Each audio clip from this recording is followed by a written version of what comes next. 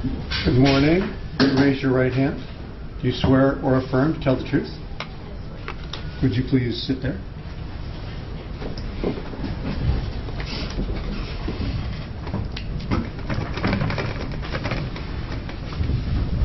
Good morning, Ann. Good morning. Can you state your full name and spell it for the court reporter? First name is Elbethel, spelled E-L-B-E-T-H-E-L. Last name is Kelemu, spelled K-E-L-E-M-U. And Ms. Kalemu, do you go to school? Yes. Where do you go to school? Seattle Pacific University. What year are you now? I am now a senior. What are you studying? Computer engineering. Is that your major? Yes. Do you live on campus? No, I'm a commuter. Have you gone to SPU all 4 years? Yes. Do you recall a shooting that occurred back in 2014? Yes. What year were you then? Freshman?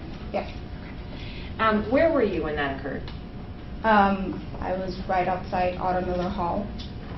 You have classes in Otto Miller Hall? Yes. What were the classes you were taking at that time? I was taking 15 credits, and all of them were in that building. So you knew what you wanted to do even back then? Yes. What were you doing at outside of Otto Miller Hall that day? We were just done with class. We were taking Calc 3 or 2, and it was almost finals week, so we were trying to find people to study with. Who's we?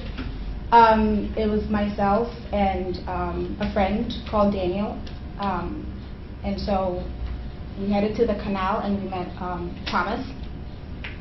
And what do you mean you headed to the canal?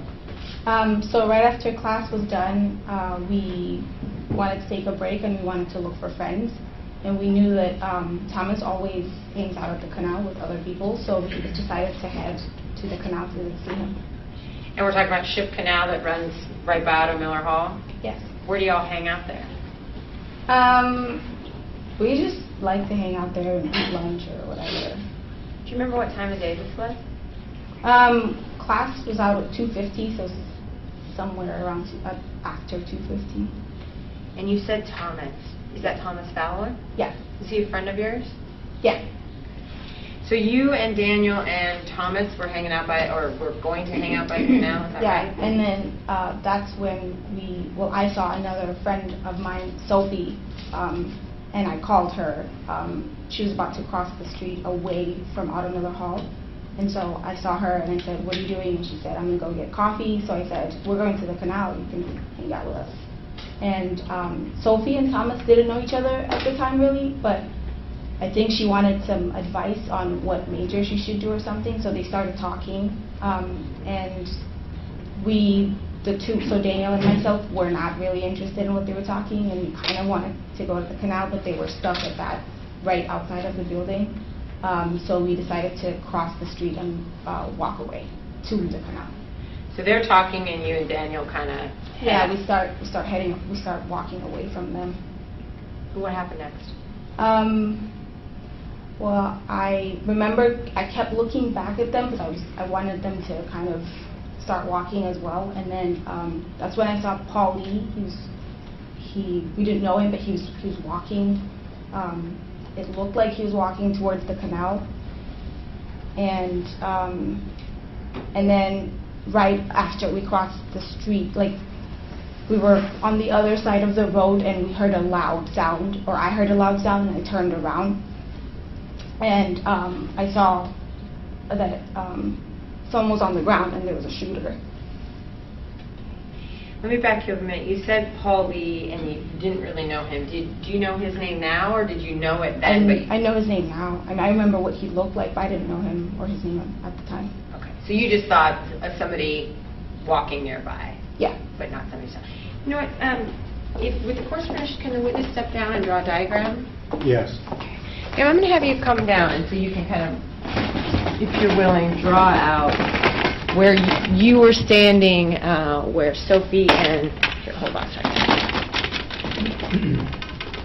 What I want to make sure is that all the jurors from both sides, so kind of stand beside you. Go ahead. switch sides. Yeah, okay, I'll switch with you. Okay. You can go ahead and draw out, and what I'm looking for is that kind of the street where the canal is, and where Sophie and Thomas were, and where you and Daniel were. And you go ahead and draw that, and then I'll have you explain it, okay? Okay.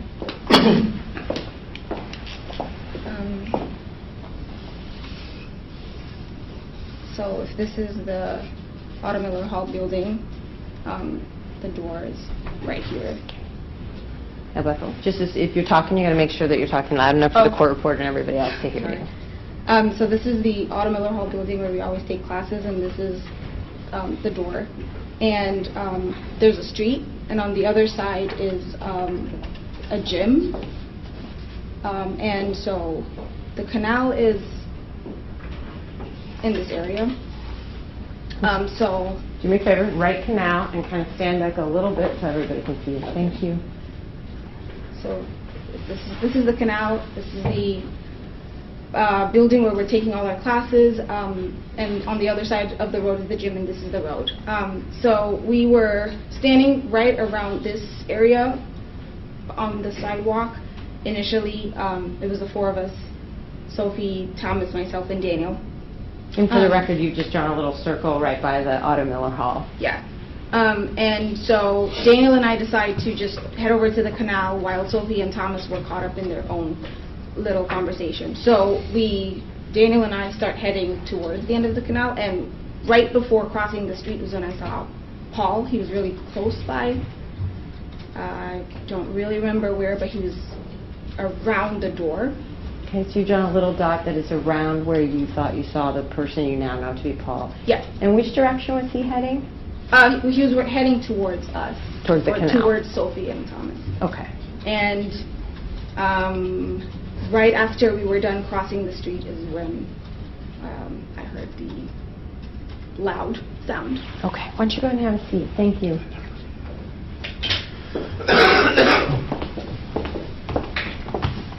What did you think the loud sound was at the time?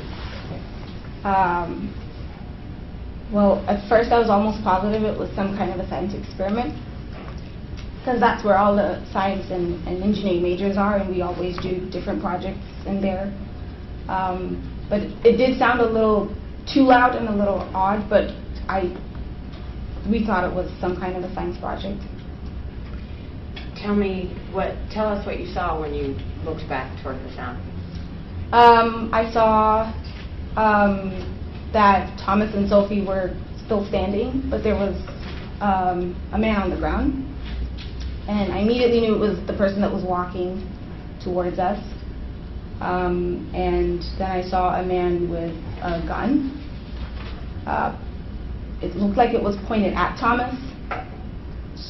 So I thought that I was kind of like in a weird mental state where it was Thomas on the ground, but like I could see him standing. And I also thought it was a joke or some kind of like a theater play thing going on.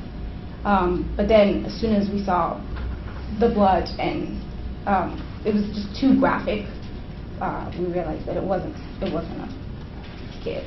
Okay. So you said you saw the blood. What did you see? On Paul, or? Yeah, is that where you saw the blood? Yeah, it looked like he was shot in the head on the right side, and there's a lot of blood, and part of his brain started opening up. So you could turn around and you saw him on the ground and you saw all that? Yeah. What about Thomas? What did he look like when you're kind of seeing both of those things at the same time? Thomas had blood splattered all over him, and he was just looking right at the shooter. Tell me about the shooter. What did he look like? He was wearing a black jacket and blue jeans, sort of tan, like my skin tone. And yeah, that's. What was he doing? Like, can you describe Yeah, what you saw? he had the gun pointed at what looked like Thomas. Well, do you know what kind of gun it was? Do you know anything about guns? I know that it was a rifle. Yeah, that's about it. So a longer gun. Yeah. How was he holding it? that made you think it was pointed at Thomas? Well, he was holding it up, and I guess he didn't lower the gun down from after he shot Paul, but he had it pointed at Thomas, or one of the two. Thomas or Sophie? Yeah. So, and just for the record, you kind of held both your hands up towards your shoulder and eye area. How far was Thomas from the man with the gun at that point? Do you know?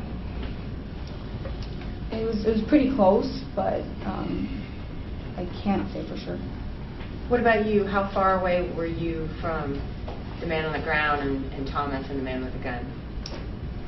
So right after the sound, I remember I said out loud, "There's a man with a gun," and so Daniel didn't really turn around to see anything. He just ran.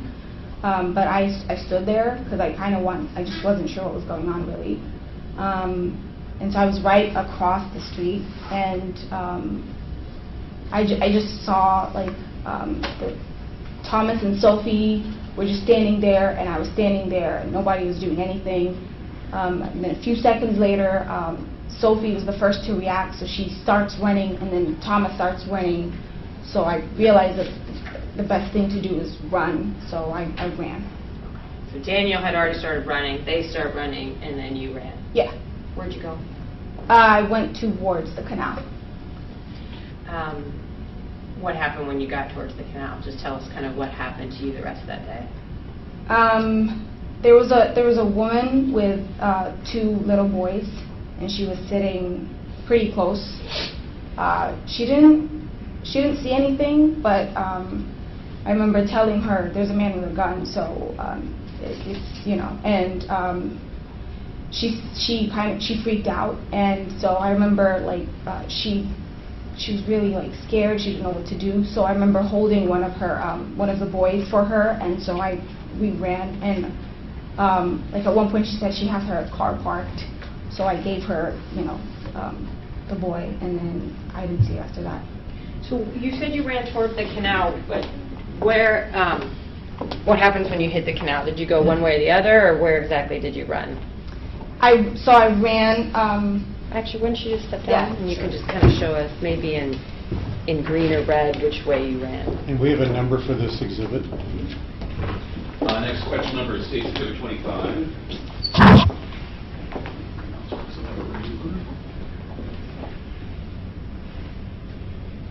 And it's somewhere. So I was standing here when it happened, and then I ran directly that direction, and that's where I saw the woman with the two children. Okay, so she was around the corner from the shooting. Yeah. Is it just on the street there, or? No, there was like a bench with like chairs, and so the kids were kind of on the grass, and there was like a little picnic, I'm assuming, that she was having. Where did you guys just kept running that direction, or? So we kept running, and then we hid kind of at the side of the gym because we just didn't know what was going on, and then I got a call from Sophie, and she was whispering, and she told me, like, I remember her saying, "I'm inside the building and he's inside the building," and so I didn't know what to do, so I came back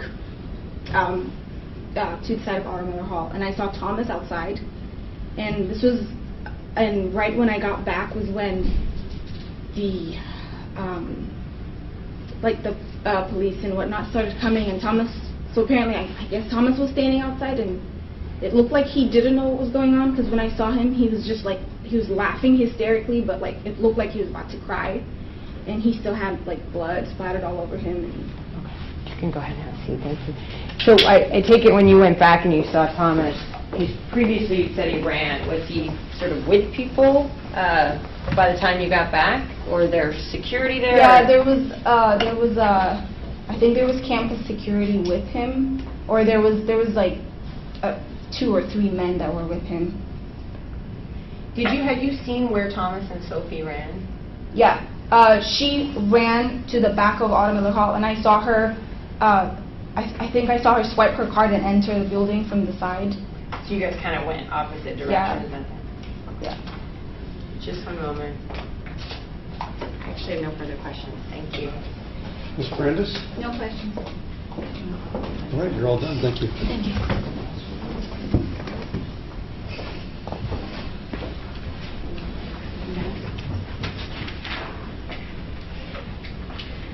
State called Susanna Olson.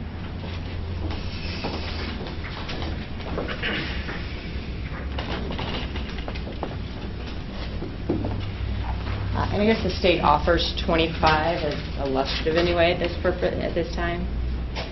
Any objection? All right, it's Do you want admitted. to rip it off now or just kind of do this now? You can flip it over and Members of the jury, when an exhibit's admitted for illustrative or demonstrative purposes, that doesn't mean the same thing. It means it's only used here in the court. So that exhibit will not go back with you to the jury room. But if an exhibit's admitted for all purposes, then it does go back with you. Raise your right hand. Do you swear or affirm to tell the truth? Yes. Please be seated.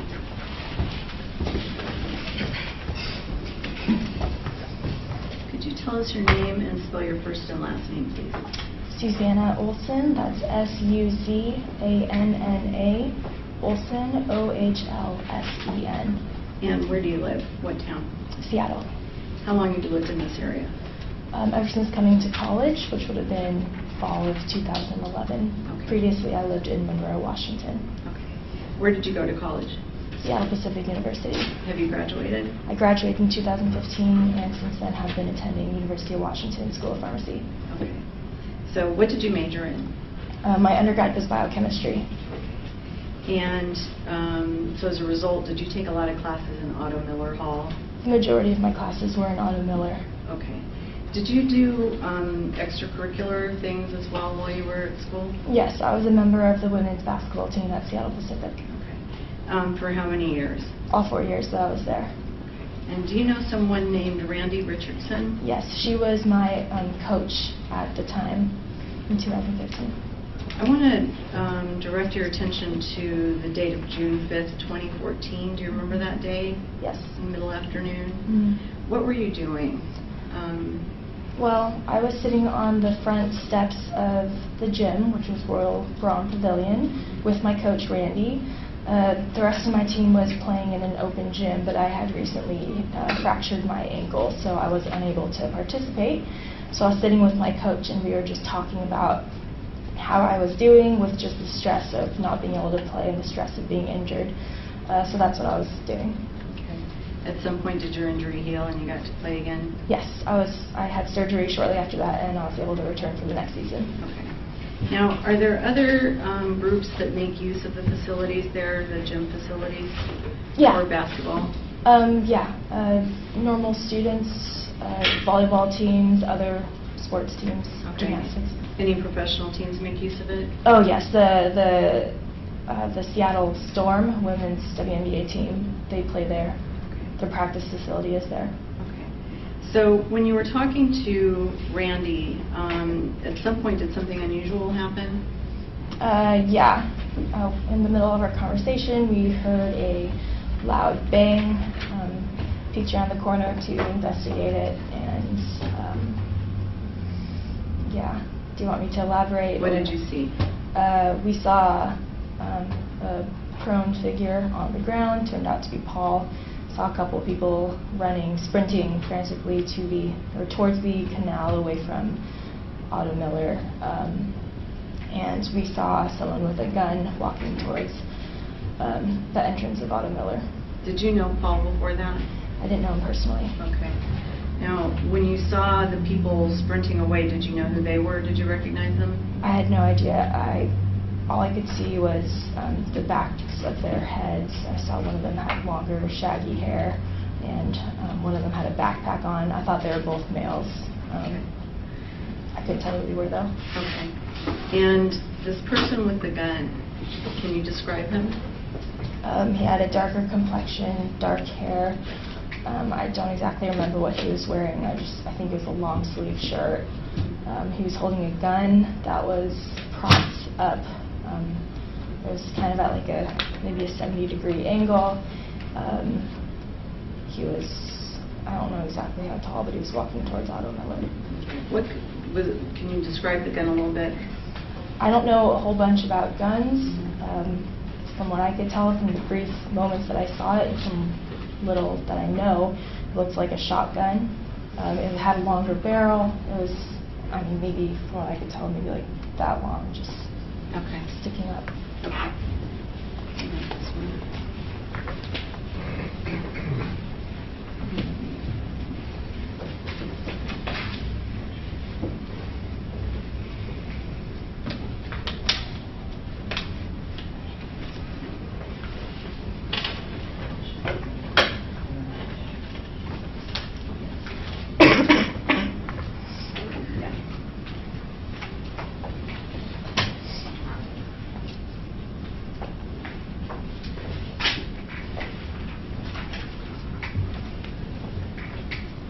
State's Exhibit 26 tomorrow.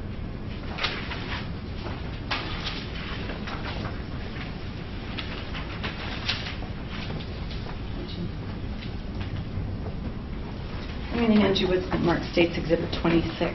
Okay. It's a schematic of part of the campus. Can you get your bearings by looking at it? Yeah. And are you able to tell what that depicts? Yes. What does that show? There's the basketball gym. There's Otto Miller, Nickerson, 3rd Avenue Canal. Okay, and would it show the street where you saw the man with the gun? Yes. Okay. Offer 26. No objection. It's admitted.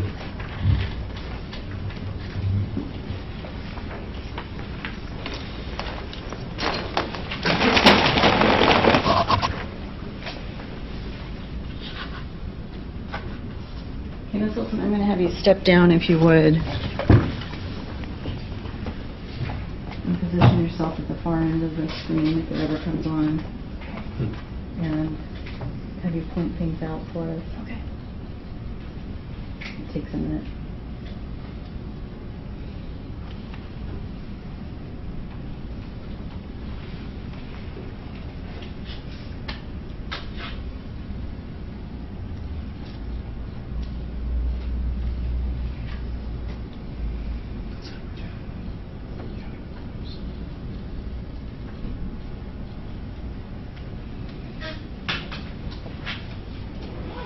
Okay. Can you tell us what we're looking at in that diagram? Okay. This is Royal Brom. That would be the gym. That's Otto Miller. That's like the science engineering building. Nickerson, that's kind of the main road. 3rd Avenue. There's the canal. Okay. And can I have you... We'll both have you keep your voices up a little bit. Okay. Okay. Thank you. Can I inquire, or have the court inquire if the jurors on the far end were able to see? I can have her do it. Can everyone see the... Thank you. Okay. So where were you sitting approximately? I was sitting on the front steps of this building right here. The Royal so Brom? Probably looking at like right there. Royal Brom Pavilion? Yes, Royal Brom. Okay, and where did you see the man? Paul? No, I'm sorry, the man with the The gun. man with the gun. He would have been, let's see, the entrance is like right here to Otto Miller. He Mhm. probably would have been like maybe 15 feet away from the entrance walking towards it. Okay. and So how- I couldn't, from where I was sitting, there was Mhm. like, sitting on the steps right here, there was like a wall, I guess, kind of blocking my view, so we couldn't have seen Paul left standing and peering around the corner. Okay, and that's what you did? That's what we did. Okay, you can take your seat again. Okay.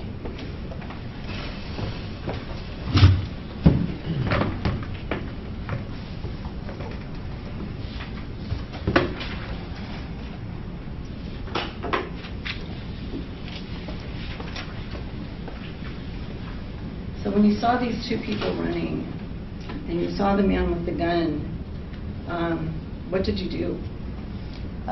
Well, it took probably a second to register what was happening, just because you don't really expect something like that to ever happen at your university, especially not Seattle Pacific University.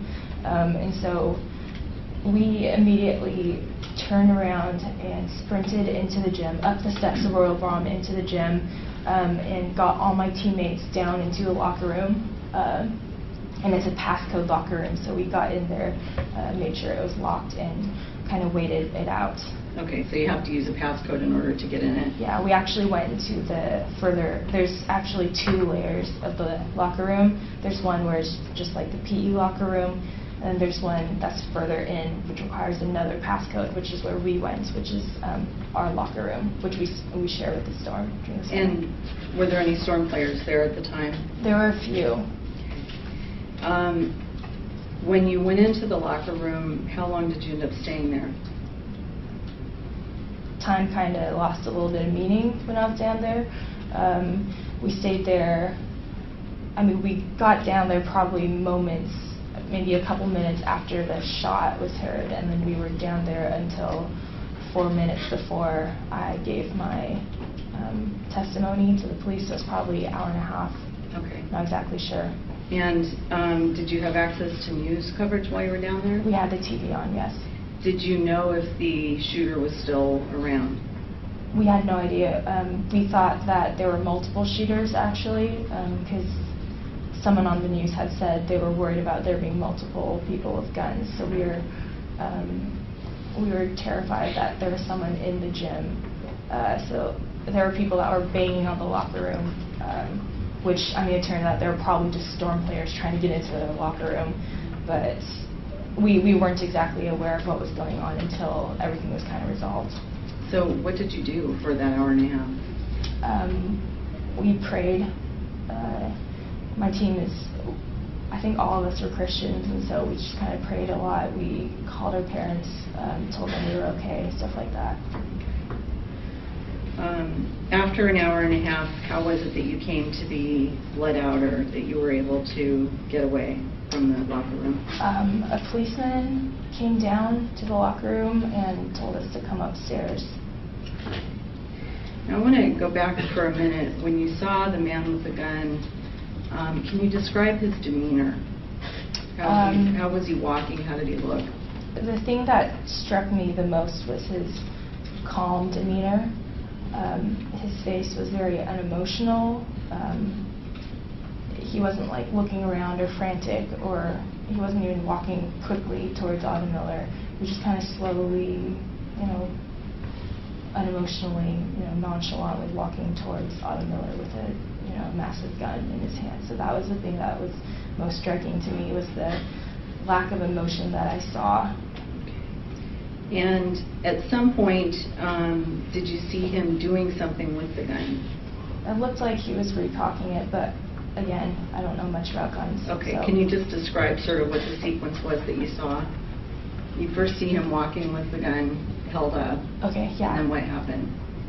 Well, I guess first I see Paul, then I see two people running towards the canal, then I pan over and see the man with the gun, and it was, up at this angle, 70 degrees or so, and it looked like he was like pumping it or recocking or something. I don't know exactly. And then at that point, it registered, we have to get our teammates to safety, so immediately turn around and go, sort of thing. Okay. What, was there any particular thing that made you think he was recocking it or pumping the gun? How was he moving his hands? Well, it looked like kind of like that sort of motion, but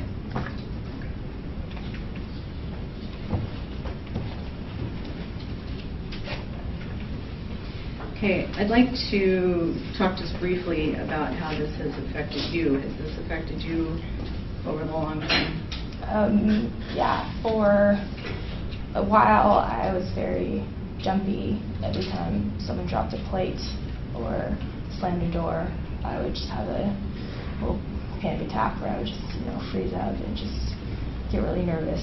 And I was very suspicious of people that I didn't know, like just walking down the street, even on campus. If there was someone walking towards me with darker hair, and if I was alone, I would just instantly think they were out to get me. I had nightmares for a while. Those have thus since ceased. So emotionally I'm doing a lot better now, but for a while it was very, very difficult. Thankfully, I have a very good support group. My parents have been very helpful, my friends, my family, everyone, so. Okay, just a moment. I have no questions, no more. Thank you. Ms. Brandes, cross-examination. No questions. Great. So let's narrow that. Thank you. You stand as judgment, please.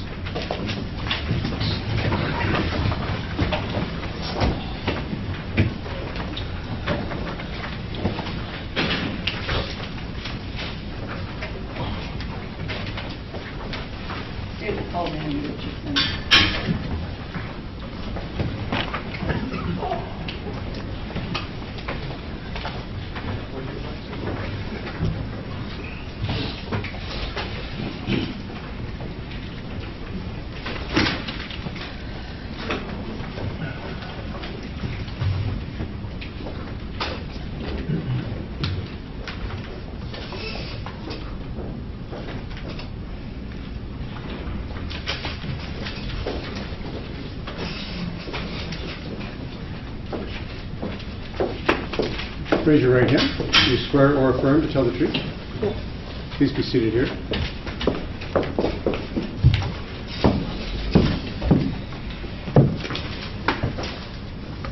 And you should face that. Could you tell us your name and spell your first and last name, please? My name is Randy Richardson. My first name is spelled R-A-N-D-I. Last name is R-I-C-H-A-R-D-S-O-N.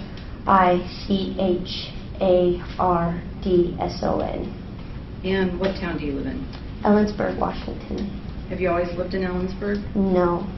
Did you ever live in the Seattle area? Yes. For how long? For 2 years. And what were you doing while you were living here? I was working at Seattle Pacific University as an assistant women's basketball coach.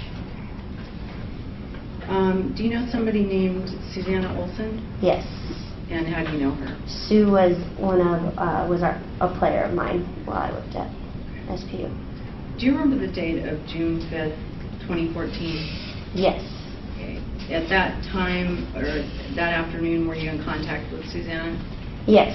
Want me to elaborate? Yes, please. Yeah, so Sue was coming into the gym. They were playing open gym that afternoon. I was walking out of the gym, and Sue had just recently gotten injured, and we had been trying to connect. We bumped into each other, so we decided to, since we had time right there, we decided to chat. So we walked back into the gym. At Royal Brom, there's kind of... Okay, let's stop. We'll get there. You stopped and chatted with her? Yeah. Okay, and where were you when you were doing this? So, well, we went up to the main lobby of Royal Brom and then came out the stairs, outside onto the stairs because it was a nice day. So we sat in the sun on the stairs, and I had propped open the door at the top level with my backpack because it locks. Okay. And how long did you have a chance to chat before something happened? The time's kind of a little bit hard to remember, but I would say probably 10, 15 minutes we were chatting. Okay.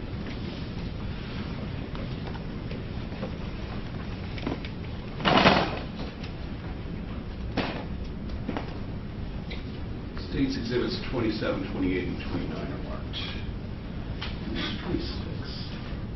Where is 26? I will find it. No worries. And then States Exhibit 30 is marked. Okay, actually 26 is on my podium. Okay, that's just one. I didn't see I didn't it. think the Okay. last witness took it. Okay. Yes. Brenda, starting you.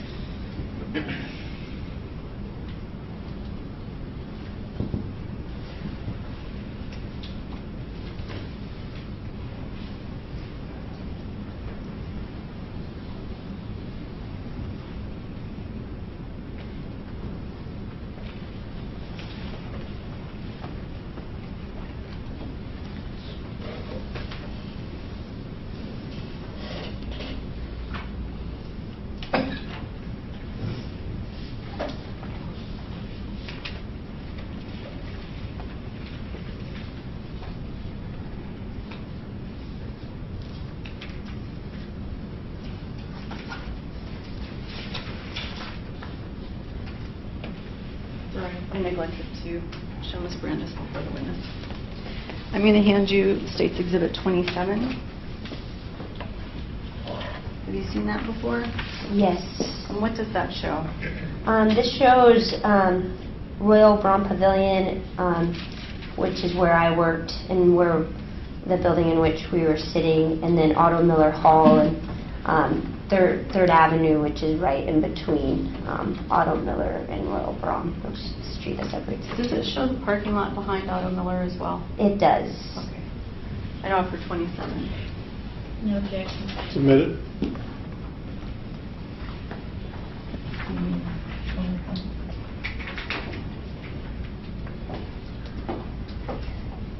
It's on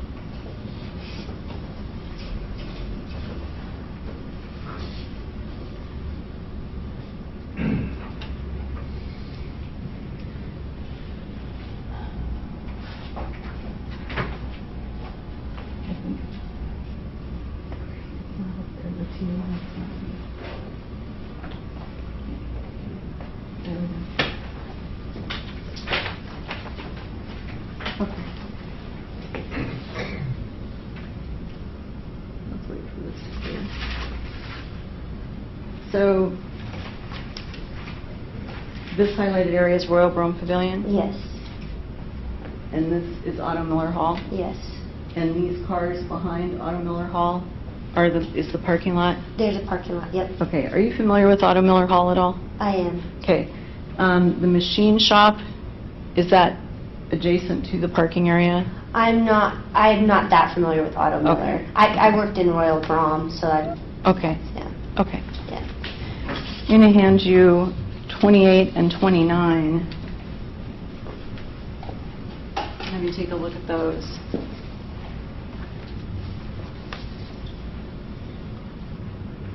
Do you recognize those? Yes. What do those show? This shows, Without showing it to us yet. Okay. Mhm. This shows the sidewalk that's in front of Otto Miller entrance, and on this street, there, I have one of my players' cars parked right in front of the scene of the accident. Mhm. And do you see a white truck across the street? I do see the white truck, which is right next to Royal Brome Pavilion. Okay. And is that area of sidewalk that you're looking at approximately where you saw Paul and the other two people? Yes. Okay. It's where I saw Paul on the ground and then two people fleeing Okay. in the background. And then the next exhibit is at 29, Yeah. and what does that show? This shows the sidewalk outside of Royal Brome. It shows the steps in which Sue and I were sitting and chatting, and the entrance to Royal Brome where my backpack was propped open the door. Okay. Offer 28 and 29. No objection. Admitted?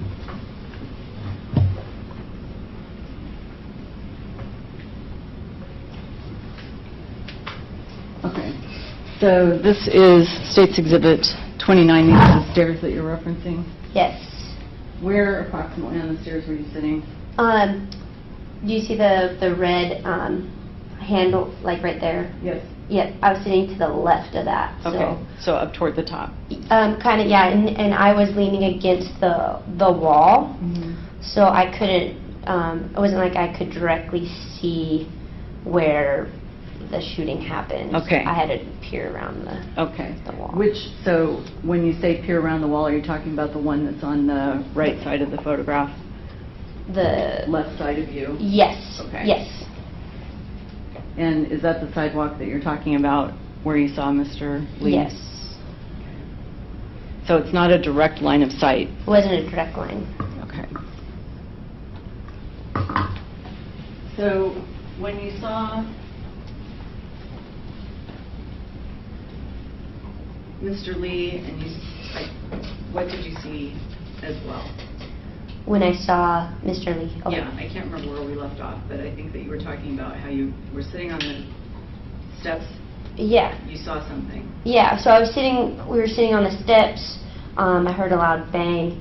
At that same time, there was a car driving by, so initially in my head,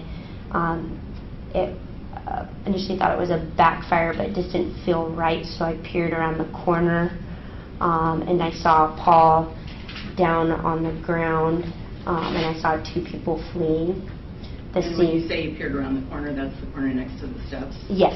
Okay. And you Yes. saw two people running away? Two people running away. I saw Paul down, and then I saw the shooter walking up the sidewalk with the gun open, loading the gun.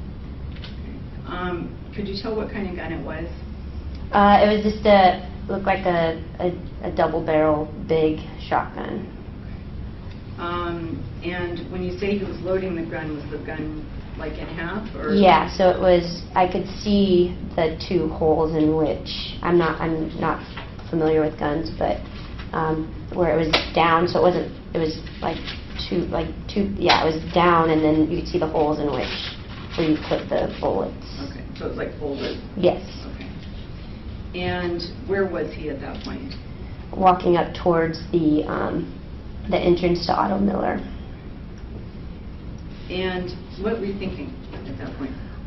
It was a lot of things. I felt very chaotic, but in my head I was trying to process it all because That's the kind of the last thing that would come to my mind, because I just felt really safe and comfortable in that moment. And I was trying to process everything, and is this real? Because kids play games on campuses all the time, with Nerf guns and stuff. And then I believe Sue said, that's a shooter, and that's when I confirmed in my head, this is really what I'm seeing. And then we got up, and thankfully, because I put my backpack in the door, we were able to get back into the building, because you have to have a key card to get into any building, pretty much. Where did you go from there when you went inside? We ran into the gym. My team was playing open gym at that time, so they were all playing, and so we ran in and screamed, there's a shooter. And I think they obviously had to comprehend. The younger kids immediately went with me. The older kids were walking, and I was like, no, there's a shooter, we need to go. And we ran towards the back part of the gym, and down the stairwell. I didn't really know what to do. I was panicking. I didn't know, at that point you don't know, is there multiple shooters? I felt all this responsibility. I'm a coach, and I'm responsible for 17, 18 young women who are in the gym, and I was panicked, and I told them to go to the locker room. And how do you enter the locker room?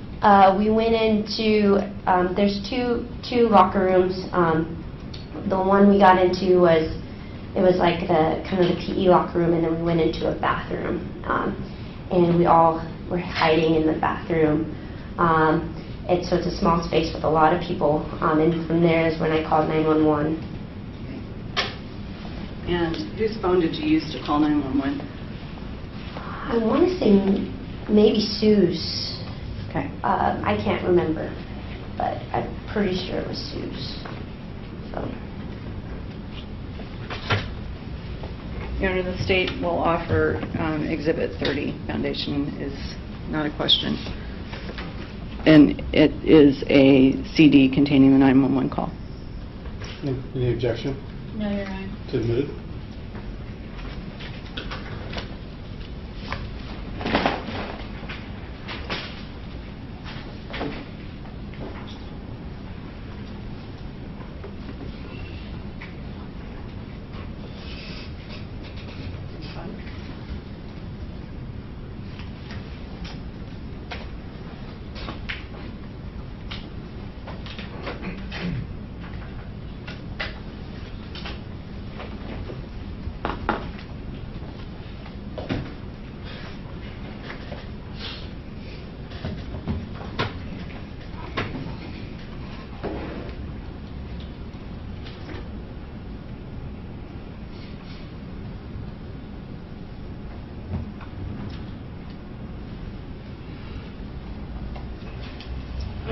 What are you reporting?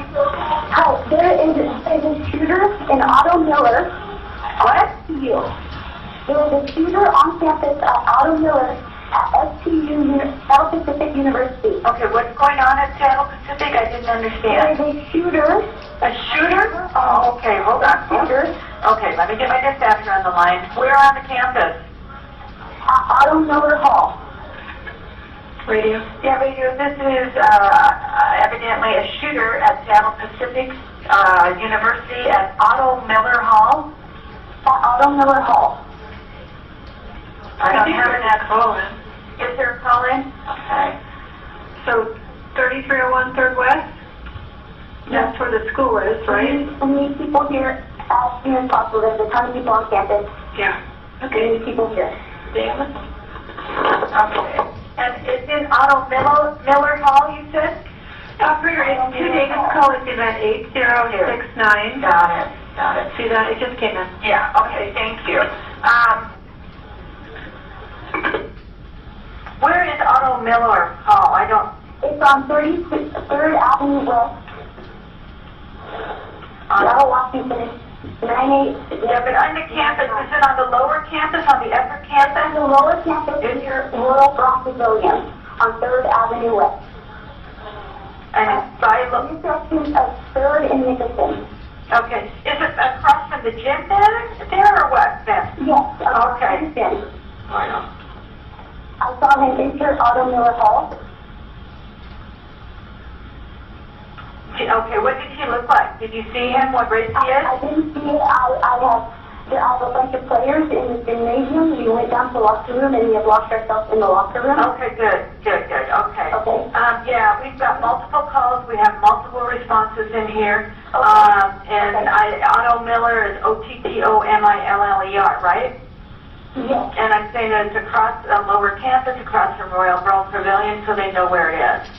Yes? Are they on their way? Yes, oh yeah, we're definitely on our way, okay? Can I get your name? What should we do? Should we? You should stay there. What? My name is Randy Richardson. Okay. Okay. And, a good phone number for you? Sue, what's your phone number? 425-345-0437. Okay. All right. We've got your name down as a witness, and they'll be contacting you if they need to talk to you, okay? They probably will. Okay. Okay. Thank you. Okay. Bye. Okay.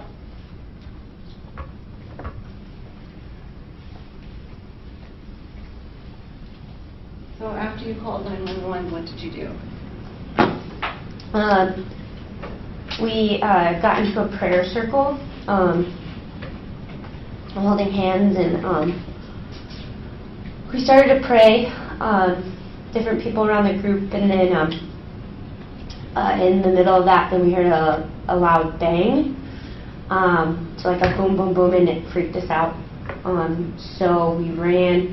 There's a bathroom.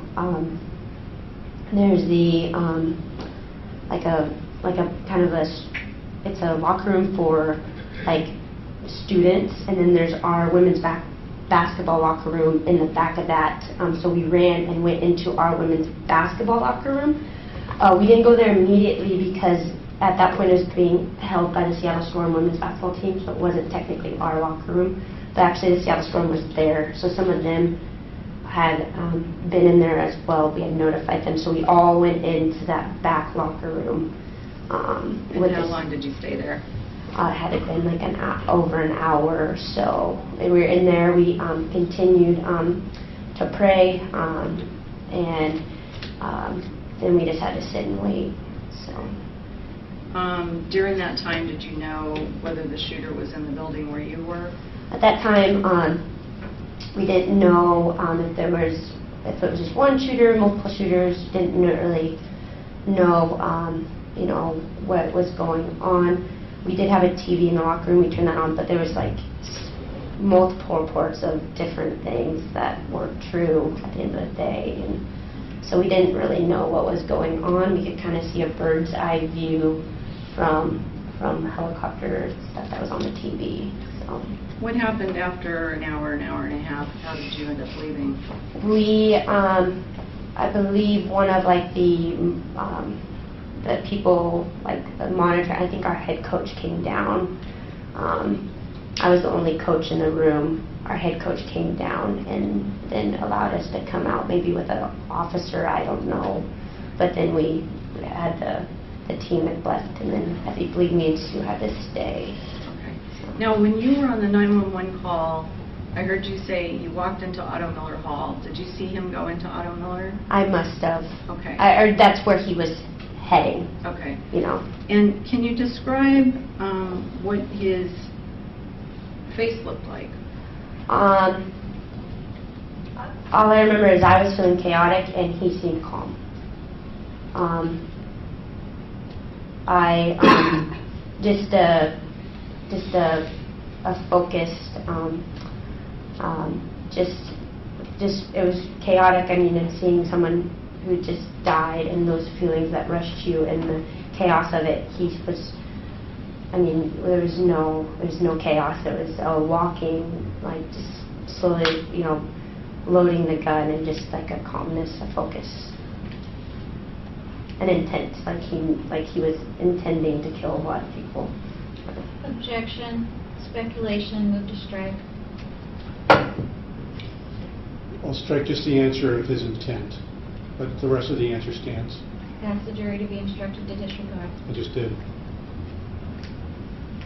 We could have just a moment.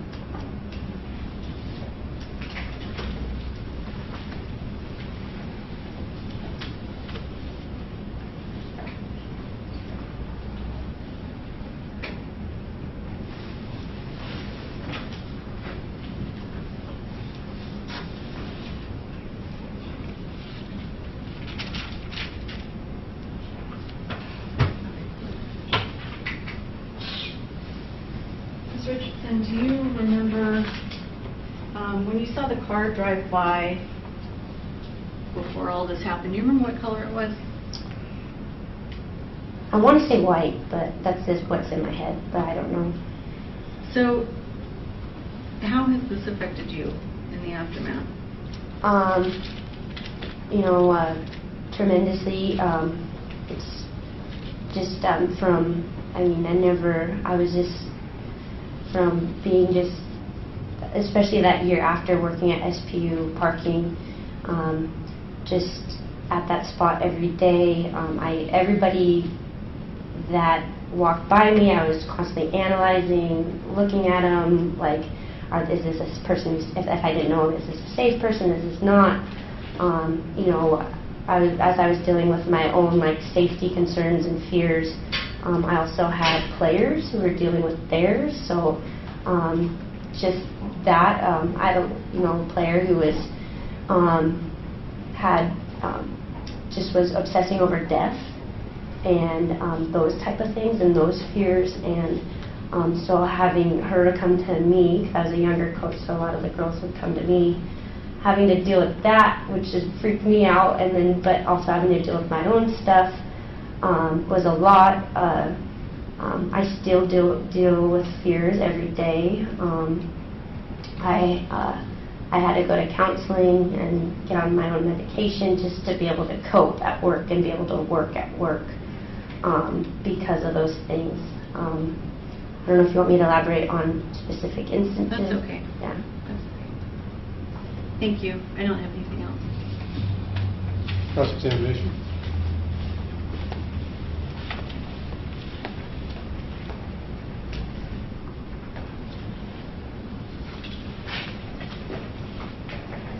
Ms. Richardson, thank you for coming in today. I just have one question for you. Do you remember telling me that the look that you described on his face was lifeless? Yeah, it was like a, I guess it was just like a focus, I guess to me that's kind of where you would expect in that situation somebody to be, like, you feel chaos, you feel like energy, and he was just so calm. And so that's where it was just kind of seemed like that. Not showing anger? Yes, not showing anger. Not showing sadness? No, just a focus. Not showing excitement? No. Just Yeah, calm? just a focus, yeah. Thank you. Anything else from the state? Nothing else. All right, thank you.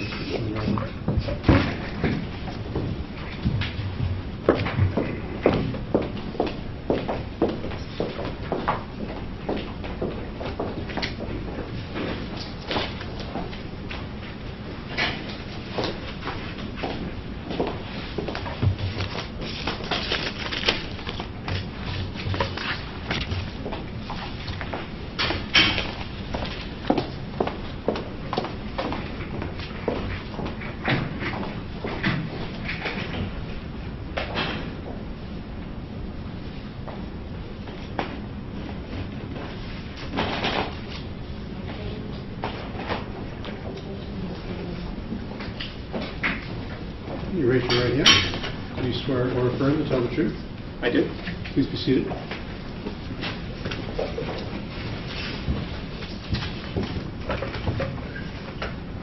Good morning, sir. Can you state your full name and spell it for the court reporter, please? Kevin Bolding, Kevin Bolding. Mr. Bowling, what do you do for a living? I'm sorry. What do you do for a living? I'm a professor of electrical engineering and the director of engineering and computer science programs at SPU. What is briefly, what does your job entail as the Director of Engineering and Computer Science? I'm responsible for the engineering and computer science programs, make sure they all run well, and I supervise the faculty in the programs, and then I also teach regular load as well. How long have you been a professor at SPU? This is my 22nd year. Where do you work, or where do you have an office? My office is in Otto Miller Hall. It's on the second floor above the entryway. And has it always been there, or has it been there for a number of years? Yes, I've always been in that office. And Professor Bowling, we haven't actually seen many pictures or heard much about the interior of Otto Miller Hall. With the court's permission, can the witness step down and kind of do a rough sketch of what that building looks like? Yes.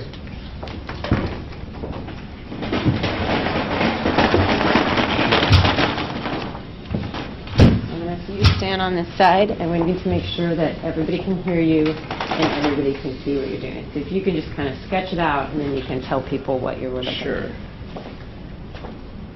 So this would be west this way. The building is a long building here. Why don't you do it here? Why don't you draw it, and then you can step back and Okay. explain it. I think people might be able to hear you better. All right.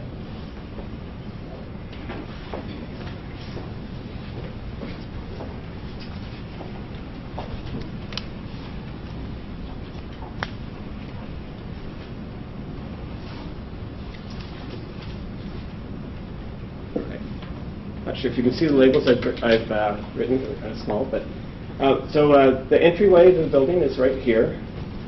My office is on the second floor. It actually is built out over the entryway. There's a lobby here. It's essentially two offices on this side, and there are classrooms here, and then classrooms in here. Okay. So two long hallways. Two long hallways. Why don't you just put offices and point to this side, and classrooms and point to this side, so we can remember it later. And these are also classrooms. Okay. And then there's two long hallways. Mm-hmm. Great. And this is the first floor layout, except for my office is on the second floor. Okay. That's why I'm going to have you keep your voice up just a little bit so that we can all hear you. Okay. Okay. Go ahead and have a seat, and we'll show the jury some pictures. Mr. Roberts? Can I mark this now? Sure. Okay. And then marking this for illustrative purposes as State's Exhibit 31 and moving to admit it for that purpose. No objection. Submitted for that purpose, for illustrative purposes only.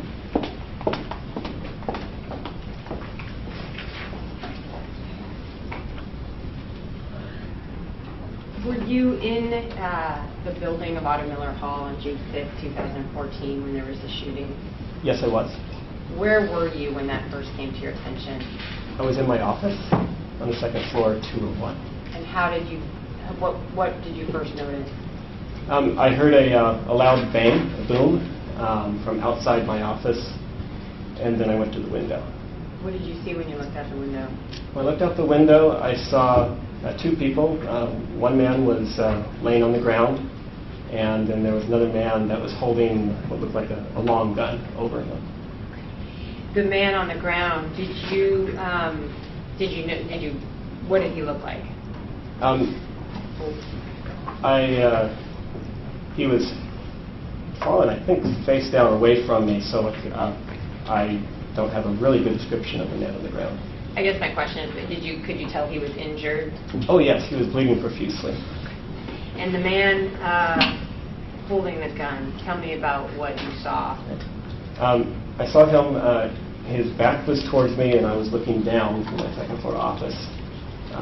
So I only saw him from the top, but when I came, he was standing there relatively motionless, holding the gun over the victim that was laying on the ground. What happened after that? What did you see? He stood there for, seemed like a while, holding the gun over there. Then I saw him turn and walk to the south, underneath the entrance, and then he was out of my vision.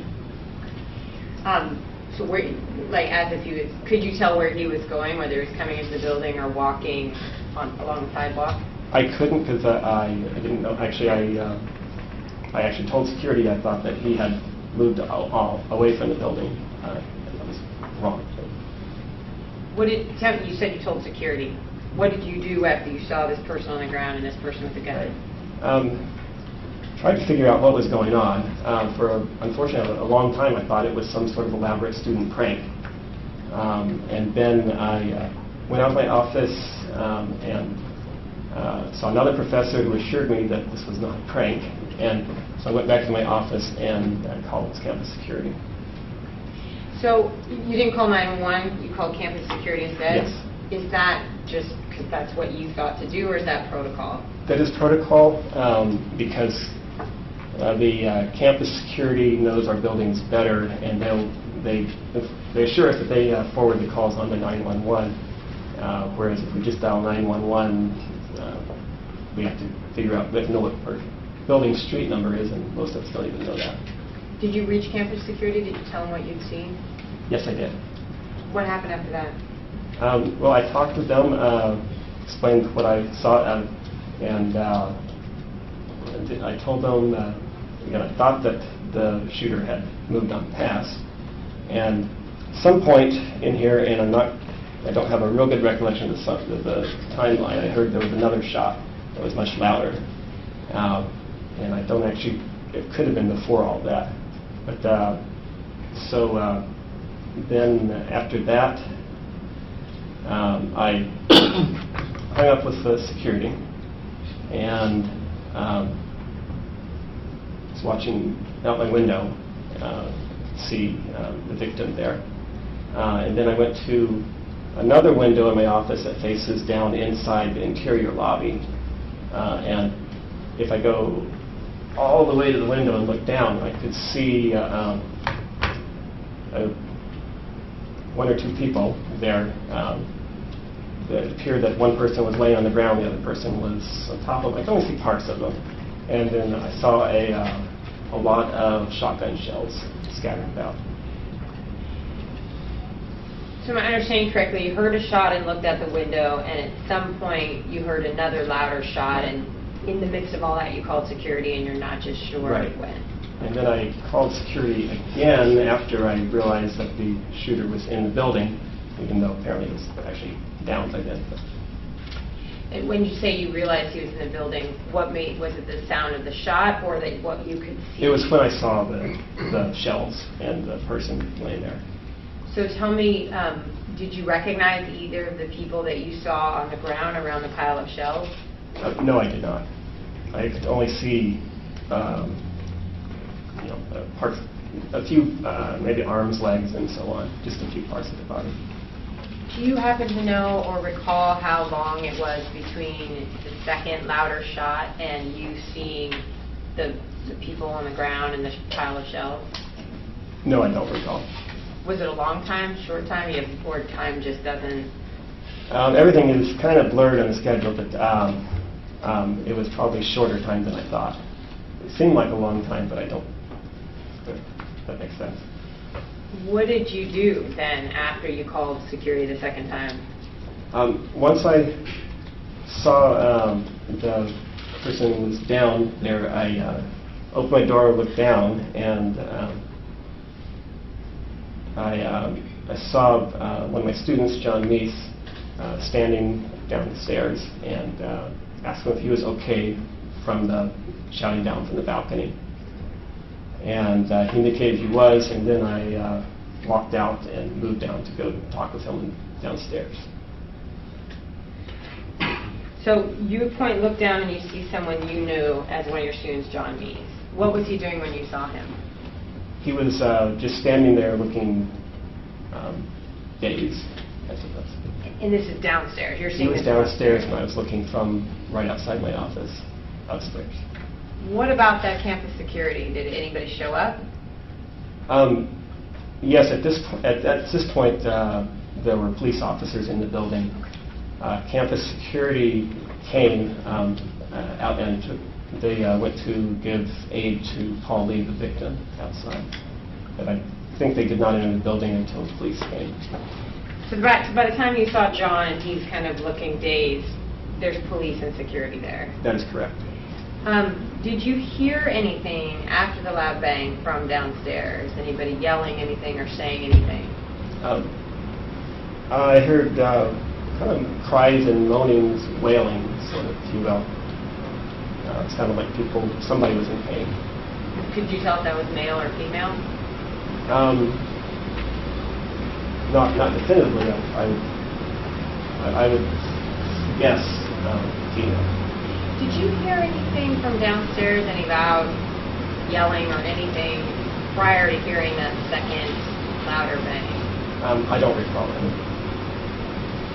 So after you saw John downstairs, I think you said you went down and talked to him, is that right? Yes, I did. And police and everybody were there at that time? Yes. So did you do anything else, or when you were upstairs, or did you just immediately go downstairs and sit with John? To the best of my recollection, I went downstairs. My memories are getting old on that. Well, let me ask you, Professor, I've seen the video. At any point did you go and walk around the upstairs or check on classrooms? Yes, I did. Tell us about that. So I went down. I think I was going downstairs to check on John. I met another student, Chris Howard, and we decided to just check on classrooms. And so we went back to the building to our engineering senior design lab and told them what was happening. And they seemed very surprised at what was happening. And then we went back downstairs, I think, at that point. You had mentioned before about protocol to call campus security. Had you guys prepared for something like this? Was there protocol if something like this happened in one of your school buildings? Yes, we're supposed to stay in our offices and be locked down and not go wandering the building like I did. Were there police there when you guys were wandering the building? Yes. They were downstairs and we were upstairs. When you came, at some point, do you know if you came and sat with John downstairs before or after you and Chris were walking around the building? I think it was after, because I think I sat with him while he was talking to the police officer and giving his initial statement. And I don't think I left the lobby after that point. Well, the person that you had seen on the ground by the pile of shells, did you see him when you were downstairs with John? Yes. He was there being restrained by police officers. And did that go on for a while, or did they get him out of there pretty quickly? As I recall, he was there for a good long time. Did you hear him say anything? No, he did not say anything. Did you get a good look at him or make eye contact with him, or were you just talking to John? Yes, I did make eye contact. He was laying on the ground. And what was your perception of his demeanor at that time when he's on the ground, or do you have one? He was just completely subdued. He was not moving, not resisting anything, just subdued.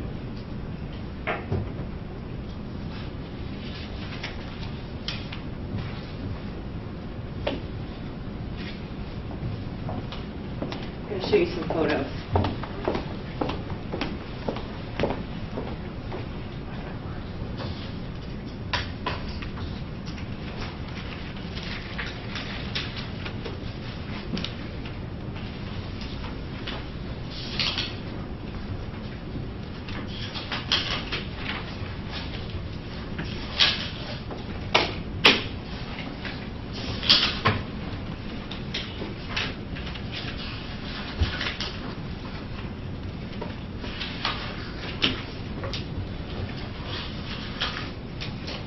Why don't we take our break?